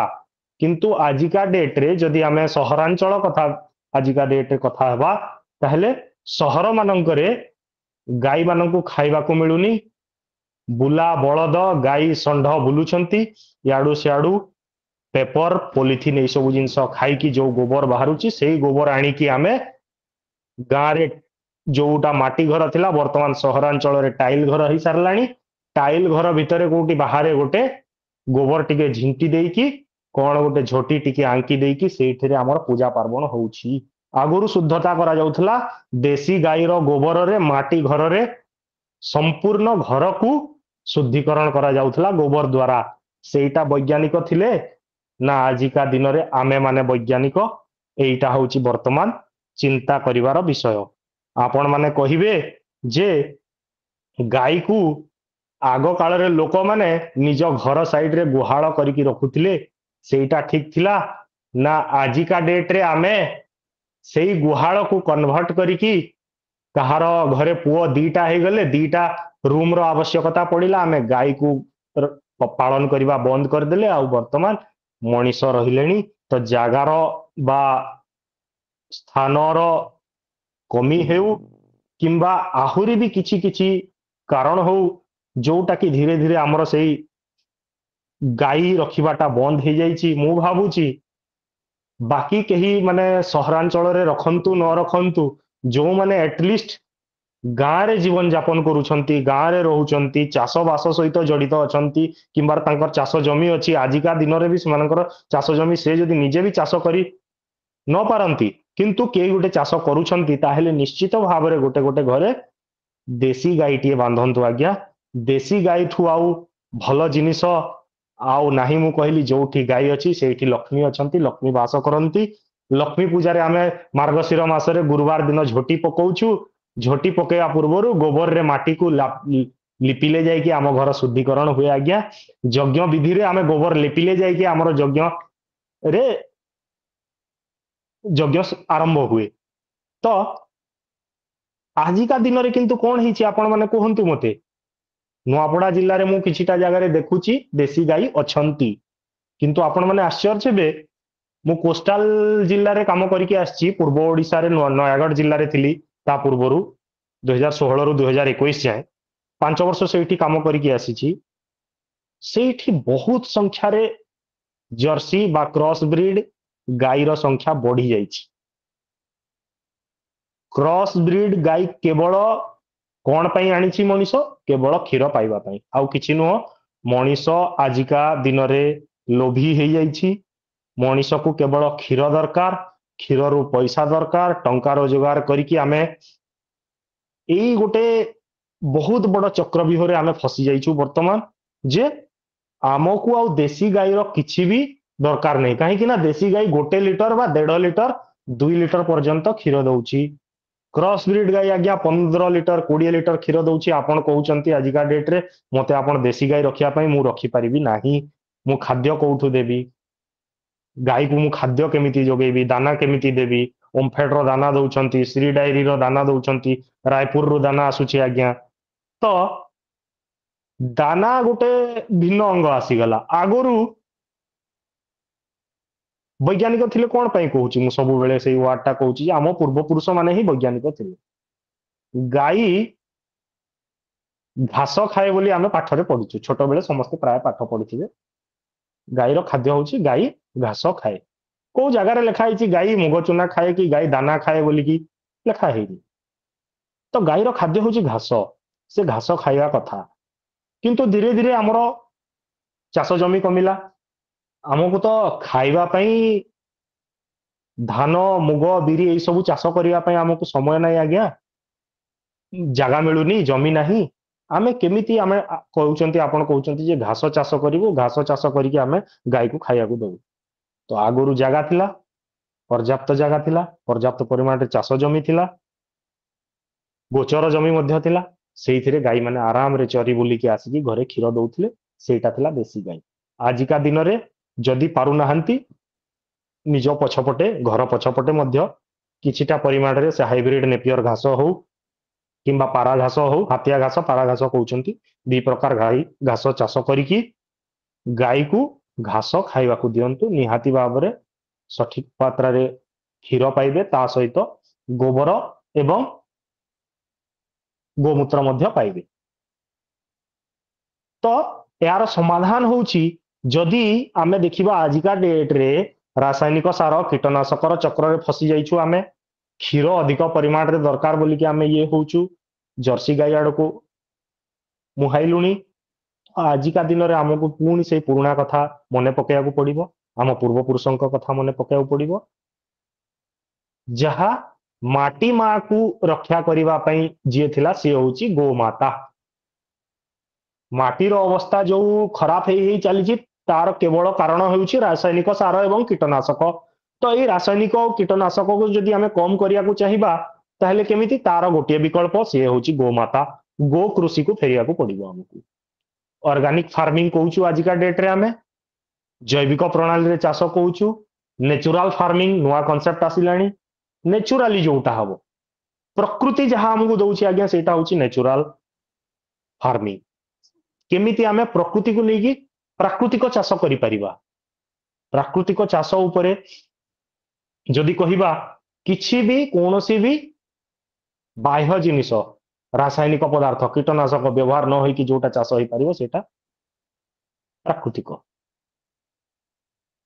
तापरे ये गला गोरु उपरे तृतीय पॉइंट को जदि आसीबी मु वर्तमान जलवायु परिवर्तन कथा हमें होतले जलवायु परिवर्तन काहे की होउची आपण मानकु प्रश्न करिवि मु कोन पई होउची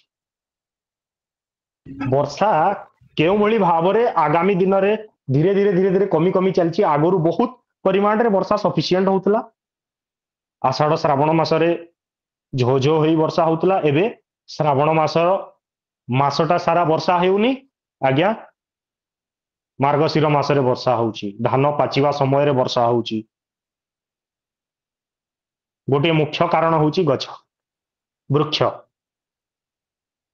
वृक्षद वर्षति पर्जन्य माने वृक्ष जोगु वर्षा आसे गोटे लेखा अछि आज्ञा वृक्षत वर्षति पर्जन्य माने गछ थिबा जोगु वर्षा आसे आपण माने मध्य समस्त जानि छंती आगो काल रे लोक आगो काल रे हमर पूर्व पुरुष माने हमर बापा हमर जेजे बापा माने समस्त वृक्ष रोपण करुथिले जोटा आजिका दिन रे सरकार को बतेबा को पडुची फॉरेस्ट डिपार्टमेंट माध्यम रे उद्यान कृषि विभाग माध्यम रे कृषि विभाग माध्यम रे जे चासी माननकु बा लोक माननकु आपण माने वृक्ष रोपण करंतु घरे गोटे झियो पिला हेले गोटे वृक्ष रोपण करा जाऊ आपण मानकर बर्थडे सेलिब्रेशन करूचंती केक काटुचंती वेस्टर्नाइजेशन होउचंती धीरे धीरे आधुनिक आड़कू गति करूचंती आमे भाबुछु जे आमे केक काटुछु बहुत एडवांस्ड हे गलुनी आधुनिक जुग रे आसी गलुनी सेटा न करिकि आपण गोटे गोटे गछ वृक्ष रोपण करंतु आगो काल रे लोक पूजा करुथिले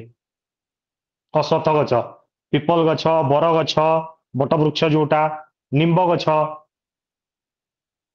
एई सब गछ मूल रे पूजा करा होतला काहे कि ना आम पूर्व पुरुष माने वैज्ञानिक थिले किंतु ताकू आमको जणैले कोन आमे विज्ञान जणैले नाही से जणैले जे धर्म संस्कृति तमे बर गछ तळे पूजा करिवो तम माने पिपल गछ तळरे एई देवादेवी को पूजा करिवो तो से गछ संख्या वृद्धि करिवो सबुटी माने जोठी भी से गछ देखिला मारिवो नाही हानिवो नाही एइथि पई बोधुए एई किछिटा गछ लोप पाइनिबा बंचिकी रहिछि नहेले जदि सेई जिंस को साइंटिफिकली बते दे थानते हुए तो मु भाबुची आजिका दिन रे आउ से गछ भी आमे पाई पारि न थानते आउ 40-50 वर्ष परे बड़ बड़ शहर रे आपण माने छोट छुआ मानन को पचारिबे आपण को पुओ झियो को पचारिबे नेक्स्ट जनरेशन जो माने पेरेंट्स सभा को जाउछंती जे पुओ बा झियो क्षीर कोठु आसे मिल्क निहाती भाबरे से आंसर देबे जे मदर डायरी रु क्षीर आसे ओमफेड रु क्षीर आसे बा अमूल रु क्षीर आसे मु आगे आजि को छाड़ी की 50 वर्ष आगामी 50 वर्ष कथा कहूची आउ एई दिन जदि आसिला आठू बड़ दुखर दिन हुए तो आपण माने देखि परिबे नाही जो दिन गाई नथिबो माने लोकालिटी रे गाई नथिबो से गां गुडा करे थिबो मु शहर कथा पचारछु आपण कहूची तो शहर रे गाई नथिबो लोक माने कहउतबे छोट छुआ माने कहउतबे जे गाई आपण माने जेतेबेले कहिबे जे ना गाई गोटे अछि जीवटे तार चारटी गोड़ थाए आ से क्षीर दिए ताठू पैकेजिंग हुए प्रोसेसिंग करिकि पैकेजिंग करिकि प्लास्टिक पॉलिथिन रे आमे क्षीर पिउछु आज्ञा 50 वर्ष तले आपनकर जेजे बापा बा हमर बापा केबे भाबी नथिले जे प्लास्टिक पॉलिथिन रे आमे क्षीर को पीबू बोली की से माने जानिथिले जे आज्ञा गाई रो क्षीर अछि देसी गाई को आमे दुही की एम्ति घरे बाल्टी रे नेकी घरे आमे फुटेई की ताकू पिउछु बोली किंतु 40-50 वर्ष रे जदी चेंज हेई परला आ आगामी 40-50 वर्ष रे काहे की से जिंस चेंज न होबो एटा वर्तमान आ गुटे आलोचनार विषय आपण माने निहाती भाव रे आकू मने रखिबे आउ भाबिबे वर्तमान होउची एटा चिंता करिवार विषय आ खाद्य पेय उपरे जदि आमे जिबा समय ऑलरेडी जेतिकी मते समय देइथिले 7:48 7:49 हेई गलानी तो मु आउ सेतिकी जदि आलोचना करबा माने दिन दिन अछि जेहेतु समय कम रहुची ऑलमोस्ट 40 मिनिट रो तो मु भाबुची आजिरो आलोचना को एठी मु रखिबी आगामी दिन रे आमे भी बहुत किछि जिंस अन्य विद्वान व्यक्ति मानकठू ज्ञानी सज्जन मानकठू आमे शुणिबा तो मोर आजिर एई वक्तव्यटाକୁ एठी मु शेष करछि आलोचनाटाକୁ धन्यवाद। धन्यवाद महाशय आपणकर सारगर्भक उपस्थापन ପାଇଁ। वर्तमान समय स्वल्पता मध्य माननीय जितेन्द्रनाथ पट्टनायक महाशय गोटे मतामत देइछन्ति मनीष लोभी होई नाही सरकार सबुज विप्लव और दुग्ध बन्य नारे लोकन को भ्रमित करिछि। जदि मतामत लगुच जदि पट्टनायक सर कौन प्रश्न थे से पचारि पारिबे।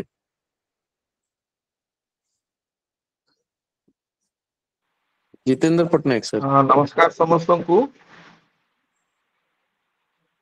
मोर प्रश्न तो नहीं केतोट जिनस खाली मो एकमत हो पारु नहीं जमती नुआखाई गुर्जी रे नुआखाई बा मु जानी नहीं समस्ते धान रे नुआखाई बा मु जानी छी ता गोटे जिनस ऐड करबा को चाहिबी गां मानकरे आमे शहर रे क्षीर पीबा प्रथा अछि किंतु गां रे लोक गाई आगुरु रखुथिले तार मुख्य कारण होती बलद दरकार थिला जोटा फल करिया पे व्यवहार करा जाउथिला।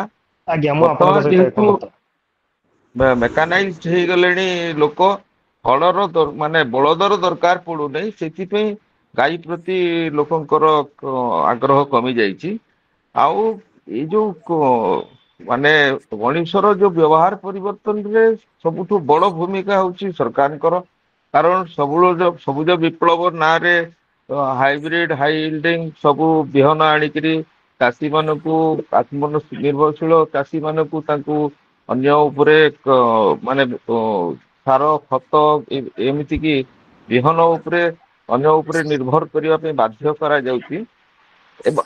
हमर अनेक प्रथा जेमती नुआखाई आपण कहउथिले नुआखाई रे जो आमे कुरेई पत्तर रे खाऊ तार गोटे मेडिसिनाल वैल्यू अछि कुरेई पत्तर रे खाइले पेट रोग होबो नाही से भले अनेक कामर परंपरा अछि प्रथा परंपरा जेमती चाउल धुआ यात्रा नहला पर्यंत चाषी माने चाउल धौ नथिले कारण सेते बेलकू तांका पाखरे खाइबा पे कम थिला गोटे ओली काम करुथिले गोटे ओली खाउथिले तो पूरा न्यूट्रिएंट्स इंटैक्ट रहउथिला सेति से यात्रा कर नथिले ए भलिया अनेक अछि वर्तमान तो समय नाही खाली एई दुईटा जिंस मु ऐड करबा को चाहिबी। धन्यवाद समस्त। धन्यवाद सर आपणकर मतामत ପାଇଁ। वर्तमान सभापति अभिभाषण रखिबा ପାଇଁ माननीय चंद्रकार सर को मु अनुरोध करूछि से निजर सभापति अभिभाषण महेश्वर सर हाथ रेज करछंती क्वेश्चन माने पचारिया ପାଇଁ सर तांको क्वेश्चन पचारि पारा। जय जगन्नाथ समस्त की प्रणाम। एक्चुअली प्रथम कथा ये कली जुगरे ये तो पृथ्वी अनित्य ये क्षणभंगुर ये सब जानी परम ब्रह्म को छाड़े सबू माया एबे गोमाता होउचंती पृथ्वीर प्रथम सूर्यंग नंदिनी से जिनिसटा आध्यात्मिकतार लोक भूली जाइछन्ति।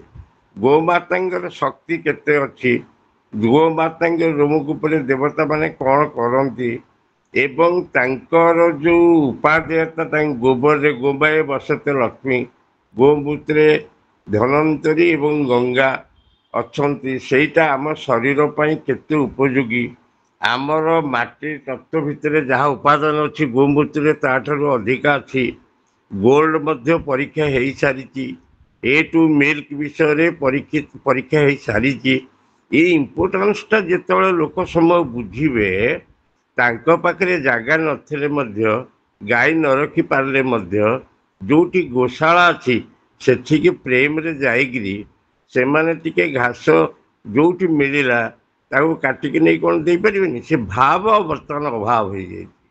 आउ द्वितीय कथा ସରକାରଙ୍କୁ କହିକି ଆମେ ଗୋଚର ଗୁଡ଼ିକ ଯେଉଁ ନଷ୍ଟ ସବୁ ମାଡ଼ି ବସୁଛନ୍ତି ସବୁ କରିକିନା ଆମେ ତାଙ୍କୁ କହିବା ଯେ ଆମକୁ ଗୋଚର ଦିଆଯାଉ। ଗାଁରେ ପ୍ରତି ଗାଁରେ ଗୋଚର ଥିଲା, ପେଜ ତୋରାଣୀ ଆମେ ଟିକେ ଦେଶୀ ଗାଈକି ଦେଇ ଦେଉଥିଲେ, ରୋଗ ହଉନଥିଲା, ଏତେ ହସ୍ପିଟାଲାଇଜ ହଉନଥିଲେ। ଦେଶୀ ଗୋରୁଙ୍କର କୋଉଠି ରୋଗ ଦେଖିଛନ୍ତି ହବ ନା? ଆପଣ ଶଙ୍ଖୁଆ ବିଷ ମାସେ ଏକ୍ସପେରିମେଣ୍ଟ କରାହେଇଛି ଦେଶୀ ଗାଈରେ, ତାର କ୍ଷୀରରେ ବାହାରିନି, କିନ୍ତୁ ସରକାରଙ୍କ ତରଫରୁ ଡିଡିଟି ପକେଇ ଯୋଉ ଘାସ କୃତ୍ରିମ ଘାସ ତିଆରି ହେଇଥିଲା ତାକୁ ଖାଇବା ଦ୍ୱାରା ଜର୍ସି ଗାଈ ହଲଷ୍ଟିନ୍ ଗାଈରେ 10% ଡିଡିଟି ବାହାରିଲା। କିନ୍ତୁ ଦେଶୀ ଗୋମାତାଙ୍କର ଗଳ କମଳରେ କ'ଣ ଅଛି ତାକୁ ବୁଝିବା ଦରକାର। ଏ ଟୁ ମିଲ୍କର ମହତ୍ଵ କ'ଣ ବୁଝିବା ଦରକାର। ଯେତେବେଳେ ଗୋମାତାଙ୍କର ଗୋବରରେ ପ୍ରସ୍ତୁତ ହେଉଥିବା ଔଷଧ ଏବଂ ତାର ଦ୍ରବ୍ୟ ଗୁଣ ଆମେ ନ ଜାଣିବା, ଆମେ ତାଙ୍କ ପ୍ରତି ପ୍ରେମ ଆସିବନି। 33 କୋଟି ଦେବତା ଅଛନ୍ତି, କୋଉଠି କୋଉଠି ଅଛନ୍ତି, ସିଂହରେ କ'ଣ ଅଛି, ଗଳାରେ କିଏ ଅଛନ୍ତି, ପେଟରେ କିଏ ଅଛନ୍ତି, ମେରୁଦଣ୍ଡରେ କିଏ ଅଛନ୍ତି। ଗୋଟେ ଛୋଟିଆ କଥା, ବର୍ତ୍ତମାନ ଫରେନ୍ କଣ୍ଟ୍ରିରେ 200 ଟଙ୍କା ଦେଇକିରି ସେମାନେ ଆଉଁସୁଛନ୍ତି ଦେଶୀ ଗାଈକି, ସେମାନେ ନେଇକି ଦେଶୀ ଗାଈ ସ୍ଥାପନା କରିଛନ୍ତି। ଏବଂ ଯଦି ଆପଣ କାଲି ପରୀକ୍ଷା କରନ୍ତୁ, ଦେଶୀ ଗାଈରେ 15 ମିନିଟ୍ ଲାଞ୍ଜ ଠାରୁ କୁବ୍ଜ ଡେଇଁକିରି ତାର ସିଂହ ପର୍ଯ୍ୟନ୍ତ ତାର ଆପଣ 15 ମିନିଟ୍ ପଛ ଆଡ଼ୁ ଆଗକୁ ନିଅନ୍ତୁ ଏବଂ ବ୍ଲଡ଼ ପ୍ରେସର ଆଗରୁ ମାପନ୍ତୁ, ତାପରେ ମାପନ୍ତୁ, ନର୍ମାଲ ହେଉଛି କି ନାହିଁ ଦେଖନ୍ତୁ। ଗୋମୟକୁ ନେଇକିରି ଡେଲିଭରି ପାଇଁ ପେନ୍ ଆସିଲେ 108 ଆମ୍ବୁଲାନ୍ସ ମଗାନ୍ତୁ, ମୋର ଆପତ୍ତି ନାହିଁ। ସାଇଣ୍ଟିଫିକ୍ ଏଜ୍ରେ ଆପଣ ମଗେଇବେ, କିନ୍ତୁ ସେ ଗୋବରକୁ ଚିପୁଡ଼ିକି ତା ରସର ହାଫ୍ କପ୍ ପିଆଇ ଦିଅନ୍ତୁ, ସେ ଆମ୍ବୁଲାନ୍ସ ଫେରିଯିବ, ତା ଘରେ ଇଜି ଡେଲିଭରି ହେବ। ଆପଣ ସିଏସ୍ କରି ମାନେ ସର୍ଜିକାଲ କରି କେତେ ଟଙ୍କା ଖର୍ଚ୍ଚ କରୁଛନ୍ତି। ମାନେ ଗୋମାତାଙ୍କ ଦ୍ୱାରା କ'ଣ ହୋଇପାରିବ? ଆପଣ ଗୋମାତାଙ୍କ ଗୋବରରେ କାଲି ଆପଣ ଯାଇକିରି ବାଇଗଣ ମଞ୍ଜି ହଉ କି ବିଲାତି ବାଇଗଣ ମଞ୍ଜି ରଖିଦିଅନ୍ତୁ 3 ଦିନ, ତାକୁ ଆପଣଙ୍କ ବାରି ଛାତ ଉପରେ ଗୋଟେ କୁଡ଼ୁଆରେ ମାଟି ଗୋବର ଟିକେ ପକେଇକି ତାକୁ ପାଣି ଦେଇକି ରଖନ୍ତୁ। କେମିତିଆ ଦେଶୀ କେତେ ସୁନ୍ଦର ଭାବରେ ମିଳିବ ଆପଣଙ୍କୁ ଲଙ୍କା, ଟମାଟୋ। ଆମେ କିଛି କରୁନେ, ଖାଲି ଆଲୋଚନା କରୁଛେ। ତେଣୁ ମୁଁ ଏମିତି ସମୟ ରେଷ୍ଟ ନେଇଗଲି। ମୁଁ 41ରେ ଆଟେଣ୍ଡ କଲି, କାହିଁକିନା ମୋର ସେ ଭାଗବତ ଚାଲିଥିଲା। ତେଣୁ ଆପଣମାନେ କ୍ଷମା କରିବେ, ମୁଁ ଶୁଣିଲି ଡିଟେଲ। ଏଇ ଗୋମାତାଙ୍କ କଥା ଟିକେ ଲାଷ୍ଟକୁ ଶୁଣୁ ଯାହା ପାରିଲି କହିଦେଲି। ତେଣୁ ଆପଣମାନେ କ୍ଷମା ଦେବେ ଯଦି କିଛି ଭୁଲ ଥିବ। କୁହନ୍ତୁ ଆଜ୍ଞା। ଧନ୍ୟବାଦ ସାର୍, ଆପଣଙ୍କର ସୁଚିନ୍ତିତ ମତାମତ ଏବଂ ଆଶୀର୍ବଚନ ପାଇଁ। ମାନନୀୟ ଚନ୍ଦ୍ରଶେଖର ସାର୍ଙ୍କୁ ଅନୁରୋଧ କରୁଛି ସଭାପତି ଅଭିଭାଷଣ ରଖିବେ। ଶ୍ରୀମାନ ଆଶିଷ କୁମାର ମେହେର ସାର୍ଙ୍କୁ ଅଶେଷ ଅଶେଷ ଧନ୍ୟବାଦ ତାଙ୍କର ସୁନ୍ଦର ବକ୍ତବ୍ୟ ପାଇଁ। ପ୍ରୋଫେସର ମହେଶ୍ୱର ଦାସ ସାର୍ଙ୍କୁ, ଜିତେନ୍ଦ୍ର ଭାଇଙ୍କୁ ବି ଅଶେଷ ଅଶେଷ ଧନ୍ୟବାଦ ତାଙ୍କ ସୁଚିନ୍ତିତ ମନ୍ତବ୍ୟ ଦେବା ପାଇଁ। ମୁଁ ସମୟ ହେଇଯାଇଛି, ମାତ୍ର 1 ମିନିଟ୍ ଭିତରେ ମୋର ବକ୍ତବ୍ୟ ରଖିବି। ଗାବଃ ବିଶ୍ୱସ୍ୟ ମାତରଃ, ଗାଈ ସମଗ୍ର ବିଶ୍ୱର ମା।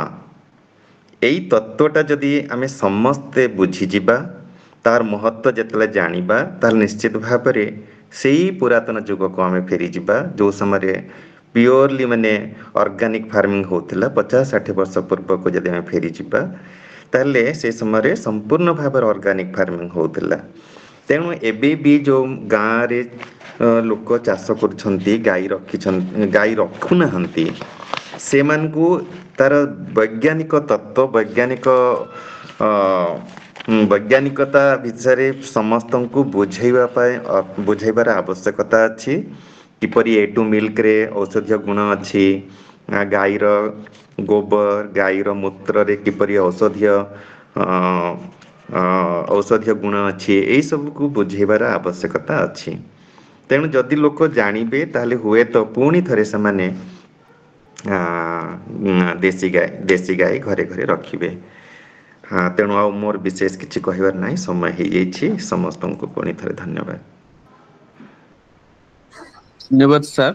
এই କାର୍ଯ୍ୟକ୍ରମର ସମାପନ ପୂର୍ବରୁ ଆମେ ସମସ୍ତେ ଶାନ୍ତି ମନ୍ତ୍ର ପାଠ କରିବା ଏବଂ କାର୍ଯ୍ୟକ୍ରମ ଉପସ୍ଥିତ ଥିବା ସମସ୍ତଙ୍କୁ ମୁଁ ଆଉ ଥରେ ଧନ୍ୟବାଦ ଅର୍ପଣ କରୁଛି। ବର୍ତ୍ତମାନ ଶାନ୍ତି ମନ୍ତ୍ର।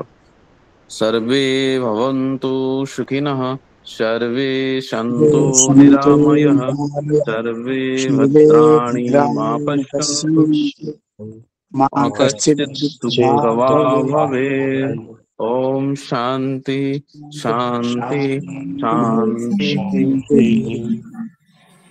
आनुष्ठानिक सभा सांग करने ପାଇଁ माननीय सभापति महाशय को अनुरोध करुछि।